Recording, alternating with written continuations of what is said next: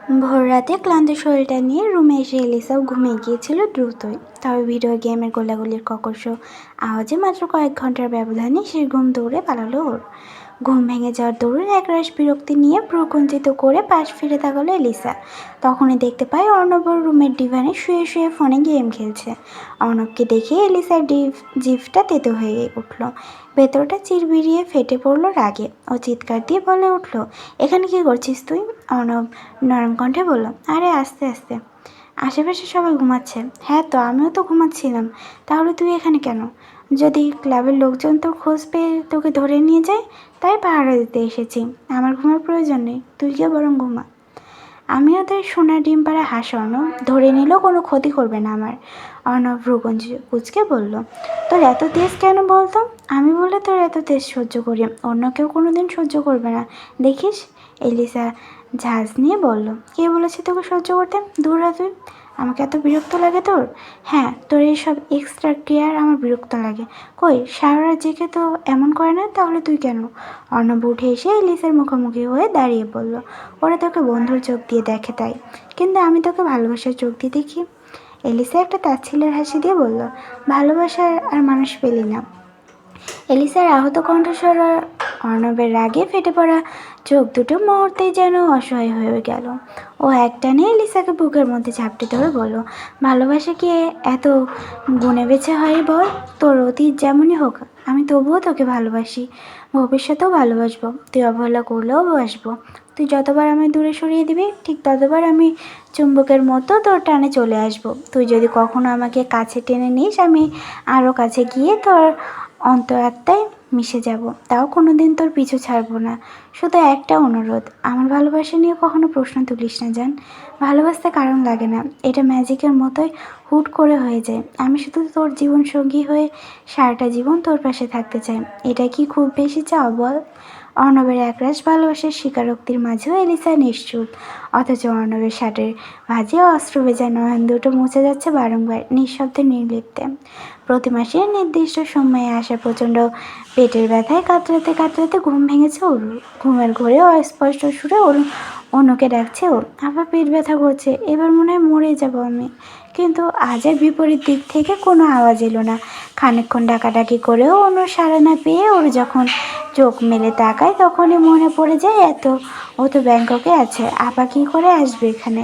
উপায়ন্তর না পেয়ে দু হাত পেটে চেপে ধরে ওর নিজেই উঠে গিয়ে ব্যাগ হাতড়ে প্রয়োজনীয় জিনিস খুঁজতে লাগলো। খুঁজতে খুঁজতে পুরো ব্যাগ তন্ন তন্ন করে ফেলেছে ওরু, কিন্তু সেসব কিছুই নেই।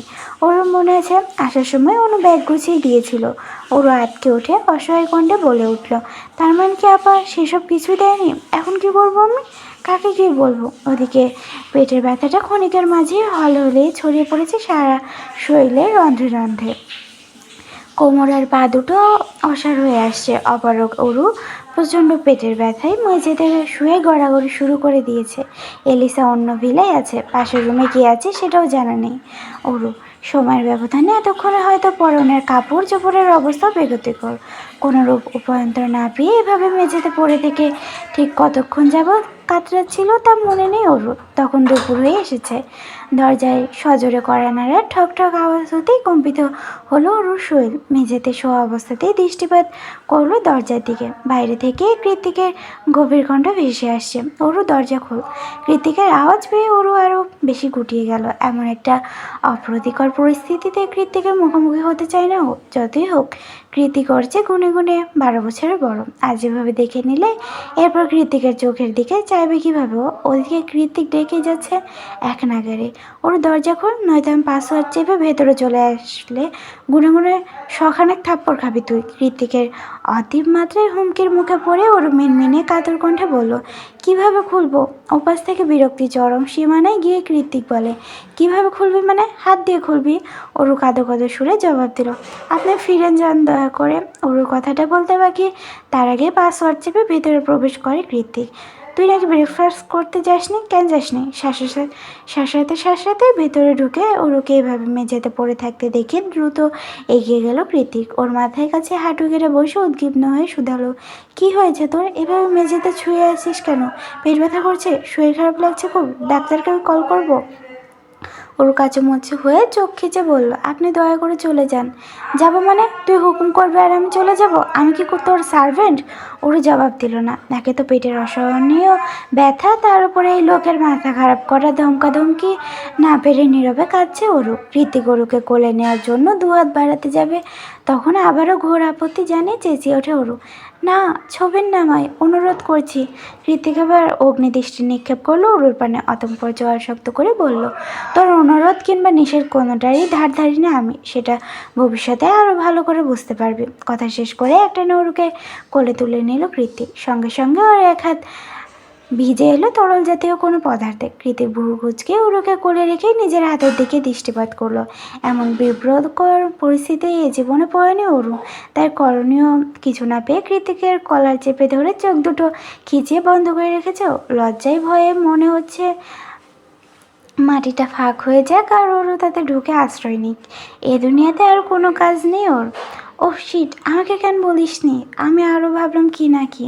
নিজের হাতে নজর বুলিয়ে কথাটা বলে। কৃতিক ওর মুখের দিকে চাইলো, যে এখনও চোখ দুটো খিচে বন্ধ করে রেখেছে।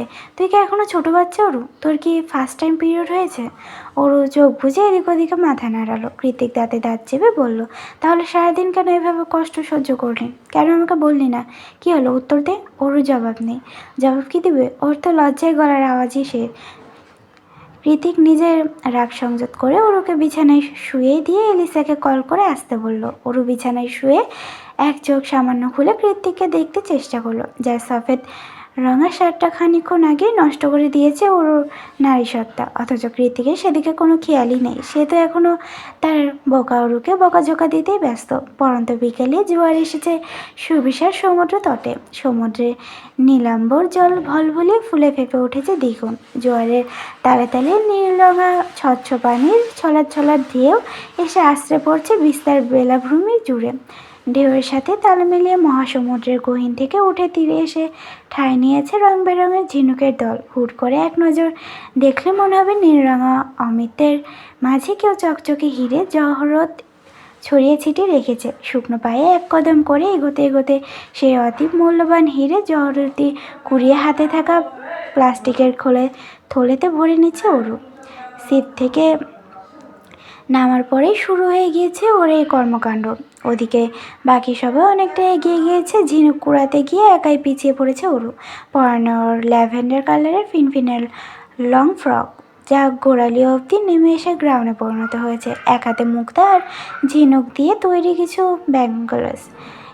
হাঁটু সমান লম্বা সিল্কের চুলগুলো শুধু একটা পাঁচ ক্লিপ দিয়ে আটকানো। এক ঝলকে দেখলে মনে হবে এই জনমানবহীন ছেঁড়া দ্বীপের আধিপত্য শুধুই ওর।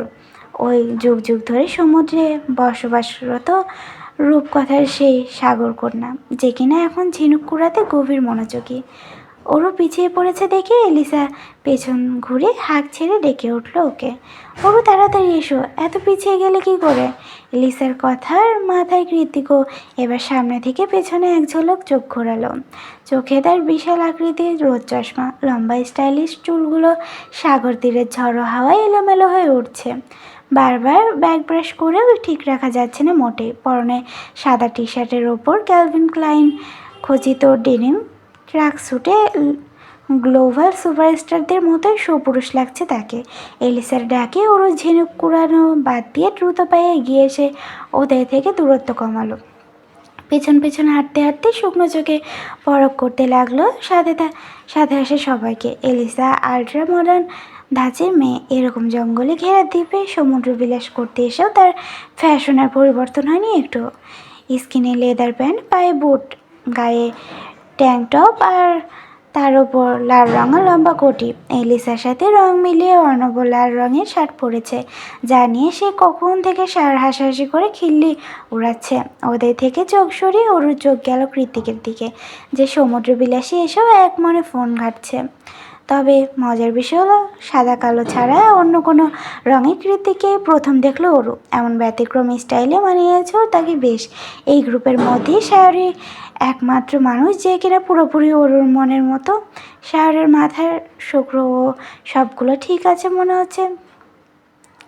শায়র একজন গ্লোবাল মডেল, তাই ওর ফ্যাশন আইডিয়াও বেশ ভালো। 3/4-এর সাথে ফ্লোরাল প্রিন্টের শার্ট পরে এসেছে সে। সবাইকে একে একে পরখ করা শেষ হলে ওর চোখ গেল বিস্তার বেলাভূমি ছাপিয়ে গহীন অরণ্যের দিকে। প্রথমে কয়েক ধাপে সারি সারি নারিকেল গাছ, তারপর থেকে শুরু হয়েছে গহীন জঙ্গল। লোকালয় থেকে কয়েক ক্রোশ সমুদ্র পথ পাড়ি দিয়ে তবে হদিস মেলা অপার সৌন্দর্য বেষ্টিত এই ছেড়া দ্বীপের। সূর্যাস্তের আগ পর্যন্ত এখানে দেশি বিদেশি মানুষের তুমুল জমজমাট লক্ষণীয়। যে যার মতন করে নিংড়ে নিচ্ছে সমুদ্র তীরে ধুলো ময়লা বিহীন পরিষ্কার অক্সিজেন মিশ্রিত বায়ু। কেউ কেউ আবার মেতে উঠেছে ঢেউ খেলানো সমুদ্র স্নানে। চিরাচরিত একঘেয়ে জীবন থেকে খানিকটা ফুরসত পেয়ে চারিদিকে সবাই কেমন শিশুসুলভ আচরণ করছে। তবে এতক্ষণ যাবত এক নাগারে হেঁটে হেঁটে ওরা ঠিক কোথায় যাচ্ছে সেটাই এখন আপাতত দেখার পালা। আমাদের হাতে সর্বোচ্চ সময় থাকবে 10 মিনিট। এই 10 মিনিটে ওদের ক্লাবের ওয়াইফাই, ইলেকট্রিসিটি, ব্যাংক অ্যাকাউন্ট আর ওদের নিজস্ব ওয়েবসাইট সবগুলো একই সাথে হ্যাক করব আমি। জেকে বাইক নিয়ে ক্লাবের বাইরে থাকবে, আর সায়র তুই হবি এলিসার অ্যাসিস্ট্যান্ট। যখন সবগুলো সাইট একযোগে হাতছাড়া হয়ে যাবে তখন ওরাই নিজেদের মধ্যে গণ্ডগোল লাগাবে। সেই ফাঁকে তুই এলিসা আর ওর বাবাকে গিয়ে শর্টকাট রাস্তা ধরে বেরিয়ে আসবি। এইটা হলো শর্টকাট রাস্তা। জেকে ঠিক এই পজিশনে ওয়েট করবে। কথাটুকু শেষ করে শায়রের দিকে ল্যাপটপ এগিয়ে দিল অর্ণব। শায়র ল্যাপটপে চোখ বুলিয়ে গম্ভীর কণ্ঠে বলালো, সবই বুঝলাম, কিন্তু আমি কেন এলিসার অ্যাসিস্ট্যান্ট হতে যাব? তুই হ। আফটার অল তোর পেয়ারে লাল হলো এলিসা। এলিসা যখন উত্তাল সাগরের ঢেউয়ের মেলা দেখায় ব্যস্ত, সেদিকে এক নজর তাকিয়ে দাঁত কটমট করে অর্ণব বলল, তাহলে হ্যাকিংয়ের কাজটা বরং তুই কর। দেখি কোন ঘোড়ার ডিম পারিস। কৃতিক ল্যাপটপে মনোযোগ দিয়ে কিছু একটা করতে করতে বলল, বাচ্চাদের মতো সিল্লি ঝগড়াঝাটি বন্ধ কর। আমার জন্য KTM 30,019 রেন্ট করার ব্যবস্থা কর। যেন তেন বাইক রাইড করে মজা পাই না আমি। অর্ণবের বিরক্তি মাথা চোখ দুটো এবার শায়রের দিক থেকে ঘুরে কৃতিকের দিকে গেল। হেলদোলবিহীন কৃতিককে উদ্দেশ্য করে অর্ণব তেতে বলে উঠল, তুই কোনো রাইডিং কম্পিটিশনে আসিস নিজেকে যে তোকে পছন্দের বাইকটাই রাইড করতে হবে। কৃতিক ল্যাপটপ থেকে চোখ সরিয়ে ভাবলেশীর মুখে বলল, দুটো জিনিস আমি কম্প্রোমাইজ করি না অর্ণব, আর কোনোদিনও করবও না। তার মধ্যে একটা হলো বাইক। শায়র আগ বাড়িয়ে জিজ্ঞেস করলো, আরেকটা? কৃতিক এবার নিঃশব্দে ওর দিকে তাকালো, যে এই মুহূর্তে খুবই মনোযোগ সহকারে ভেজা বালুর আস্তর দিয়ে ক্যাস্টল বানাতে ব্যস্ত। ওরুকে বালু দিয়েই ক্যাস্টল বানাতে দেখে শায়রে এগিয়ে গেল সেদিকে। ওরুর পাশে গিয়ে বসে আগ্রহী স্বরে বলল, আমি হেল্প করব? ওরু উল্টো প্রশ্ন করে শুধালো, সত্যি করবেন? শায়র হ্যাঁ সূচক মাথা নাড়িয়ে ওরুর হাতে হাত লাগায়। ওরুকে সাহায্য করতে করতে শায়র খেয়ালই করেনি যে কেউ একজন ওকে চোখ দিয়ে গিলে খাচ্ছে, সেই সাথে ওরুকেও। বালুর ক্যাস্টলটা তখন প্রায় তৈরি হয়ে গিয়েছে। দুজন মিলে মিশে করায় বেশ সুন্দরভাবে ফুটে উঠেছে ডিজাইনটা। এবার ফিনিশিংয়ের পালা। বালুর আস্তরে আলতো করে হাত বোলাতে গিয়ে ওর হাতে একটুখানি স্পর্শ লেগেছে কি লাগেনি। তৎক্ষণাৎ কয়েক মিটার দূর থেকে ককর্ষ কণ্ঠে চেঁচিয়ে উঠল কৃতি, শায়রের বাচ্চা! আচমকা চিৎকার শুনে লাফিয়ে উঠে পেছনে চাইলে শায়র। কয়েক মিটার দূরত্বে হাত মুঠি করে দাঁড়িয়ে থাকা কৃতিকের মুখ ভঙ্গিমা দেখে ওর গলা শুকিয়ে গিয়েছে। কৃতিকের রাগে রক্তিম হয়ে যাওয়া চোখের দিকে তাকালেই বোঝা যায় ও কত আধ ঘন্টা যাবৎ শুকনো নজরে এদিকেই তাকিয়েছিল। আর এই মুহূর্তে শায়রের খবর আছে নিজেকে বিপদমুক্ত করতে। শায়র তৎক্ষণাৎ বাম হাত দিয়ে টোকা মেরে এতক্ষণ ধরে একটু একটু করে সযত্নে তৈরা কাস্টলটা ঠাস করে ভেঙে ফেললো। এবার শুধু কৃতিকের নয়, ওর মেজাজও সপ্তম আসমানে চড়ে গেল। এক ঘুষিতে শায়রের নাক ফাটিয়ে দিতে ইচ্ছে হলো। শালা ভিতর ডিম একটা। শায়র ভারত চাউনি নিয়ে একবার কৃতিকের দিকে তাকালো, তার একবার চোখ ঘুরিয়ে ওরুর দিকে। সঙ্গে সঙ্গে কৃতিকের আওয়াজ ভেসে এলো, আবার ওই দিকে চোখ দিয়েছিস? এদের কাহিনী দেখে ওরও বিরক্ত হয়ে ধাপ ধাপ পা ফেলি সেখান থেকে চলে গেল। রাগে দুঃখে কান্না পাচ্ছে ওর। সবাই সবসময় ওর মনটাই কান ভেঙে দেয় কে জানে। আকাশে সূর্যের তির্যক আলো মিয়ে গিয়ে গোধূলি নেমেছে। সোনালি আলোর ছটায় ঢেউ খেলানো সমুদ্রের পানিগুলো চিকচিক করছে। সাগরের পাড় ধরে হাঁটতে হাঁটতে ওদের থেকে অনেকটা দূরে চলে এসেছে ওরু। তবুও হাঁটার গতি থামায়নি। ভালো লাগছে না, সবাইকে কেমন পর লাগছে। ছোট্ট বাচ্চারা যেমন আম্মুর কাছে যাব বলে বায়না ধরে, ওরুরও তেমন বলতে ইচ্ছে করছে আবার কাছে যাব। কিন্তু ও তো এখন আর ছোট নয়, তাই সেসব বলে নিজের আত্মসম্মানে বারোটা বাজানোরও কোনো ফুরসত নেই। ওদিকে সায়রকে ইচ্ছে মতো কতগুলো ঝাড়ি দিয়ে অনেকটা দূরত্ব রেখেই ওর পিছু নিয়েছে কৃতিক। মনে মনে বলছে, দেখি কত দূর যেতে পারিস, আমি আটকাবো না, আটকাতে গেলে তোর খবর আছে আজ। এর মাঝে কৃতিক মোবাইল চেক করে দেখতে পায় ওরা নেটওয়ার্কের বাইরে চলে এসেছে। ওদিকে সন্ধ্যা নেমে আসছে, তাই ও এবার দ্রুত পা চালাতে লাগলো ওরুকে নিয়ে আসবে বলে। কিন্তু কিছু দূর যেতে একটা অযাচিত দৃশ্য দেখে হতবাক হয়ে গেল কৃতিক। দেখলো ওরও একটা অচেনা থাই লোকের সাথে একটা পার্স ব্যাগ নিয়ে টানাটানি করছে। টানাটানি বললেও ভুল হবে, এক প্রকার জোর জবরদস্তি করছে লোকটার সাথে। ওর পাশেই দাঁড়িয়ে আছে অদ্ভুত দেখতে একটা কুঁজো বৃদ্ধা মহিলা, যার বিনুনি কত করা সাদা চুলের ফাঁক দিয়ে উকে দিচ্ছে কুচকুচে কালো চুল।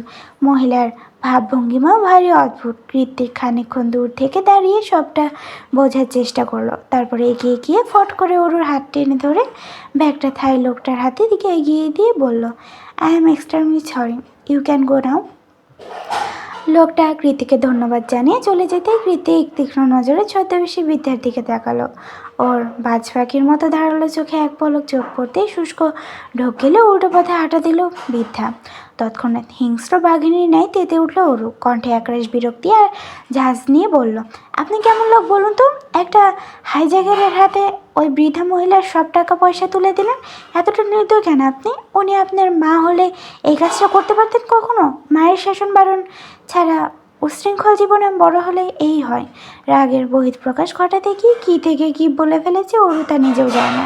তবে কথার মাঝপথে কৃতিকের শক্ত হাতের চপটাঘাত এসে আছড়ে পড়লো ওর নরম তুলতুলে গালে। চড়ের আঘাতটা এতই জোরে ছিল যে ওর মনে হলো ওর গাড়ি এক্ষুনি খসে পড়বে।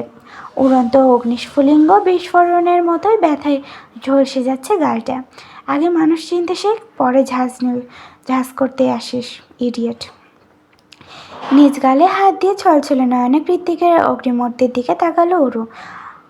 অস্ত যাওয়া সূর্যের সিঁদুর রঙা আলোয় ওর মুখটা ভয়ানক দেখাচ্ছে। ফর্সা আকর্ষণীয় গৌর মুখটা মুহূর্তেই কেমন লালচে বর্ণ ধারণ করেছে। তীক্ষ্ণ চোয়ালটা জিদের তোপে তীর তীর করে কাঁপছে। ওরু মুখ উঁচিয়ে ওর কথার পাছে কিছু বলতে যাবে, তার আগে কৃতিক দাঁতে দাঁত পিষে বলল, আমার চোখের সামনে থেকে যা ওরু, নয়তো আরও মার খাবি। এই মুহূর্তে তোর মুখটাও আমি দেখতে চাই না। কৃতিকের কথাই পারদের মতো তেজ ছড়িয়ে পড়লো ওর শৈলের রন্ধ্রে রন্ধ্রে। মাথার মধ্যে আগ্নেয়গিরির জ্বলন্ত লাভার মতোই রাগ উগড়ে উঠছে ভল ভল করে। রাগের তোপে হিতায়িত জ্ঞানশূন্য হয়ে ওর কথা শেষ হতে না হতেই হন হন করে উল্টো পথে হাঁটা দিল ওরু। কৃতিকেরও মাথায় আকাশম জিদ চড়ে আছে, তাই ও নিজেও ওর কথা চিন্তা না করে হাঁটা দিল ওর বিপরীত দিকে। পুরো একটা দিনের রীতি ঘটেছে হাসপাতালের ছোট্ট কামরায় বসে বসে। সারাদিনের ছোটাছুটি শেষে সন্ধ্যায় হতেই ঝরঝরিয়ে ক্লান্তি নেমেছে রক্ত মাংসের তৈরি যন্ত্রের মতো শরীরটায়। ক্লান্ত শরীরটাকে টেনে নিয়ে এলোমেলো পা ফেলে এগিয়ে যাচ্ছে অনু। গন্তব্য কৃতিকার ছোট্ট ডুপ্লেক্স বাড়ি। বাড়িতে গিয়ে ঘুমালে হয়তো ক্লান্তি কাটবে খানিকটা। বাস স্টপেজ থেকে নেমে দ্রুত হেঁটে ক্যাফেটেরিয়া পর্যন্ত এলেও ক্লান্তিতে এখন হাঁটার গতি ধীর হয়ে গিয়েছে ওর। মনের মাঝে জমে থাকা একরাশ অভিমান, ক্লান্ত পরিশ্রান্ত শরীর, প্রতিদিন ডেইলি প্যাসেঞ্জারের মতো হসপিটাল টু বাড়ি, সব কিছু ছাপিয়ে ওর মন ভেসে বেড়াচ্ছে খুশি লাবুটুত। আর তো মাত্র কিছুদিন, তারপর মা ঠিক আগের মতো হাঁটবে, চলবে, কথা বলবে, ওদের দু বোনকে শাসন করবে, আদর করবে। ও আর ওরও আবারও বয়সের মাপকাঠি ভুলে মায়ের আদুরে বাচ্চা হয়ে যাবে। এর চেয়ে খুশির আর কী বা হতে পারে? এত সব ভাবনার মাঝেও অনুর অযাচিত মনে এক শুকনো কৌতূহল হানা দেয়। মনে মনে ভাবে, আচ্ছা মায়ের সুস্থতার পর সব কিছু একই রকম থাকবে তো? অনু যখন সোডিয়ামের আলো ছায়াকে পেছনে ফেলে ধীর পায়ে এগিয়ে যাচ্ছিল, তখন আবারও সেদিনের সেই অনাকাঙ্ক্ষিত মুখ দুটো সামনে চলে আসে ওর। রাস্তার পাশে গাড়ির ডিকিতে হেলান দিয়ে দাঁড়িয়ে আছে প্রত্যয়। তার মুখোমুখি সেদিনের সেই সুন্দরী মেয়েটা। বেশভূষা তার অত্যাধুনিক, কার্ল করার ঢেউ খেলানো চুলগুলো বাদামি রঙের হলেও দেখেই বোঝা যাচ্ছে মেয়েটা পশ্চিমা দেশের কোনো সাদা চামড়া নয়, বরং এশিয়ান কোনো দেশের হবে হয়তো। প্রত্যয়ের সাথে যেহেতু দাঁড়িয়ে আছে, বাংলাদেশিও হতে পারে। অনু কয়েক মুহূর্ত দাঁড়িয়ে সবটা পরখ করলো, তারপর এমনভাবে ওদের অতিক্রম করে চলে গেল যেন প্রত্যয়কে ও চেনেই না।